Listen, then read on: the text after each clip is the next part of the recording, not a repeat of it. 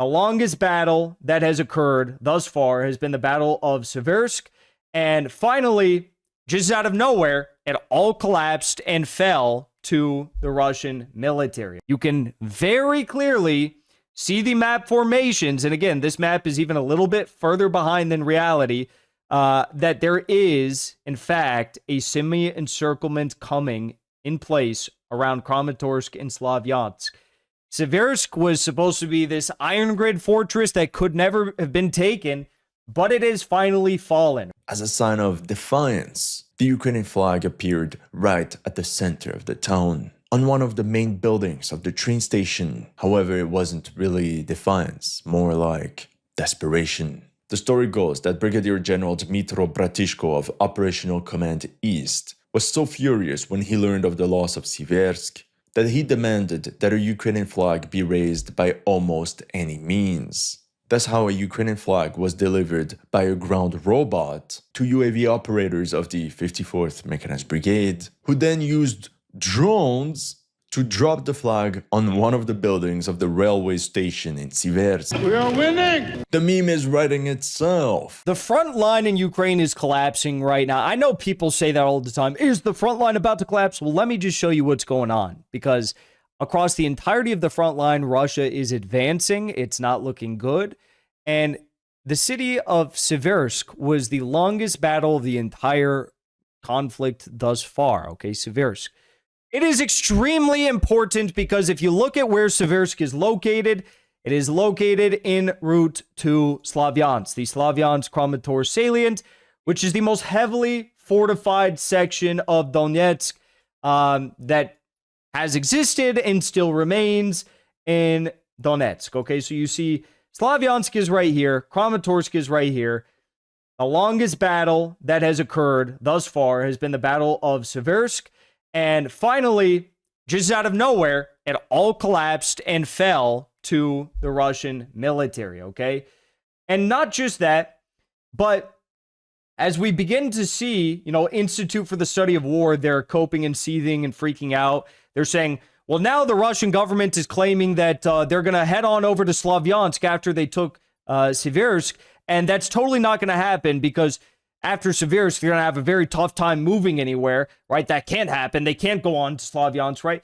This is actually what's happening. They actually are already advancing. Take a listen. Liberation of Siversk, Russian troops began an advance on the chain of heights west of the city. It was here that the enemy had organized a new defensive line, the breakthrough of which required units of the southern group of forces to attack on several sectors of the Axis simultaneously. On the northern flank, assault units engaged in combat for Zakitne by December 28th. The area contains a strong point on Shurov Hill, which is important for AFU defense on this bank of the Siversky Donets River. By January 17th, Russian units established control over the village's territory. However, fighting in the area of the hill itself continues. In the sector between Dronivka and Siversk, Southern Group of Forces units eliminated a major enemy penetration into their positions near mine number 6 by December 25th. Over the next 3 weeks, through converging attacks, they cleared the areas of the Shovkov Gully, Shakalov Yar, and the Chalk Flora Nature Reserve, pushing the enemy back from the heights north of Sviatopol. Fighting near this settlement began in early December, and by the third decade of the month, Russian forces had established control over almost its entire territory. Nevertheless, the enemy conducted several mechanized attacks and managed to break into the center of the village, where an extensive gray zone has persisted since then. On the southern flank of the Axis, assault units finally pushed Ukrainian units out of Fedorivka by January 3rd and developed attacks further towards the Babachi forest.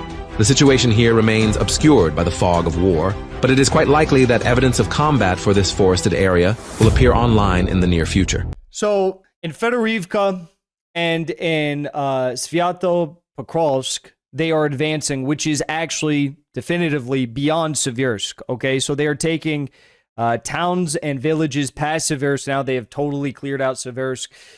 And what that means, again, this live UA map is a pro-Ukraine map, but even they have admitted it. They're usually like several days or weeks behind the actual reporting, but they have even admitted that Siversk is gone now and that this northern salient is also collapsing, beginning to collapse. What they are doing is exactly what I said they were going to do. Oh, how long ago was it when I did that podcast with Myron Gaines and we talked about the front line?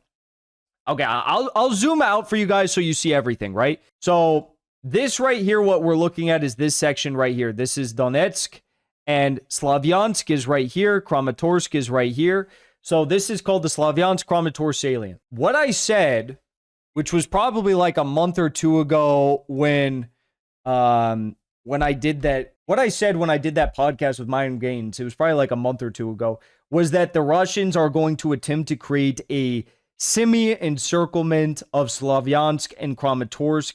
And eventually, at some point, they're just going to completely go in and do a full assault from all sides that they could possibly reach, right? Including from behind. And that appears to be exactly what we are seeing, because you can very clearly see the map formations. And again, this map is even a little bit further behind than reality, that there is, in fact, a semi-encirclement coming in place around Kramatorsk and Slavyansk. Siversk was supposed to be this iron grid fortress that could never have been taken, but it has finally fallen, okay? The Western media isn't even talking about this. I know I showed you that story from the Institute for the Study of War, but pretty much no other Western media is talking about this. Al Jazeera reported on it. Some like Arab Dubai news covered it and whatnot. But for the most part, no one is talking about it. I do want to show you this right here, our good friend History Legends, which I all encourage you to subscribe to. He has done an incredible breakdown of the battle for Siversk and the importance of this and just how intense this battle was. Take a look at this part right here. This is his YouTube channel. Go subscribe. Oh, I'm not even subscribed on this channel. All my old subscriptions got wiped out when my account got banned. All right, now we're subscribed. All right, take a look at this. Battle of the Ukraine War. This was the front line following the fall of Lysychansk. And then by September 1st, 2022, just before Ukraine's counteroffensives, you can see how much ground was regained by the Ukrainians by the 1st of November 2022. And then this was a front line around Siversk 1 year later by September 1st, 2023. As a matter of fact, the failure to take Siversk was the main reason why Russian forces made so little progress westwards after the capture of Bakhmut.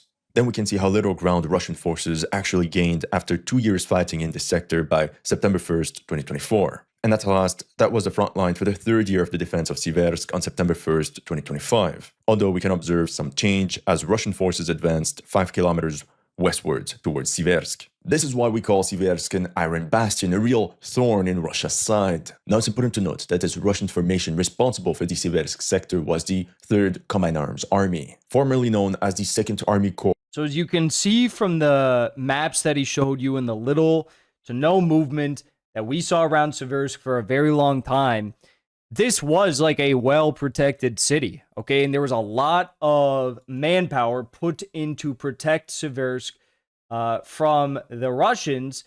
Now, of course, despite the fact that this was the longest battle of the conflict, instead of, I guess, maybe the Ukrainian government praising those that, in their eyes, protected it for as long as they did, they're now blaming the, whatever, 54th Mechanized Brigade and the 10th Mountain Brigades, and they're saying like, oh, you know, there was some corruption.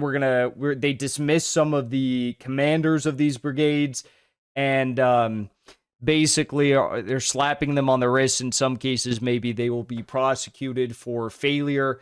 Also, a 10th Mountain Assault Group. That sounds like a German mountain assault group that we know of in history. Anyways, then we can move on to this right here, because this is the most incredible part of the whole story, I think, personally, right? You have the insanity of the Ukrainian government and the Ukrainian military leadership, which is exemplified to the highest degree possible in this part of the video right here from History Legends. He explains that despite the fact that the city was lost, the Russians had it.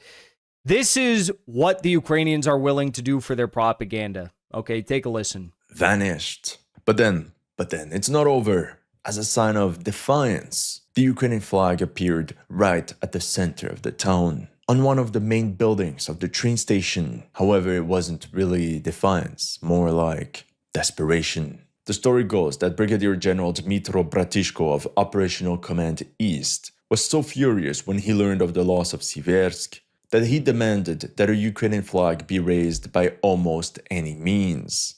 That's how a Ukrainian flag was delivered by a ground robot to UAV operators of the 54th Mechanized Brigade, who then used drones to drop the flag on one of the buildings of the railway station in Siversk. We are winning! The meme is writing itself. However, Yeah.